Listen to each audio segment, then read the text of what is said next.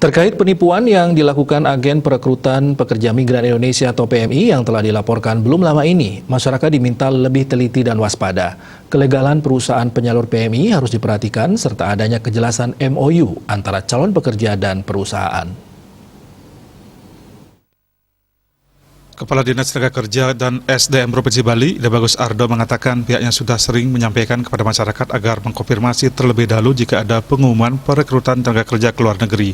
Konfirmasi bisa dilakukan ke Disnaker dan SDM Provinsi Bali untuk mengecek kebenaran perusahaannya. Data perusahaan itu dimiliki Dinas Kabupaten Kota ataupun Provinsi. Saat ini pihaknya sedang melakukan pemantauan di media sosial.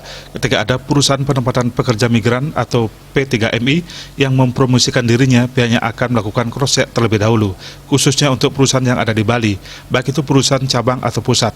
Terkait kasus penipuan yang dilaporkan calon PMI belum lama ini, Ida Bagus Ardo mengaku pihaknya sempat memediasi kedua belah pihak. Kedua belah pihak saat itu belum memperoleh kesepakatan. Kedua belah pihak berjanji jika sudah ada kesepakatan akan disampaikan ke Disnaker. Ketua Kesatuan Pelaut Indonesia KPI Bali, Dewa Putu Susilo menghimbau kepada masyarakat agar lebih jeli melihat informasi pemberangkatan tenaga kerja ke luar negeri. Selain menyelidiki kelegalan perusahaan, pihaknya juga menyarankan agar calon pekerja migran memiliki MOU yang jelas dengan perusahaan sebelum melakukan pembayaran. Aspek MOU yang biasanya masih lemah dan kurang jelas sehingga kedepannya calon tenaga kerja diharapkan lebih waspada dengan memastikan keabsahan perusahaan.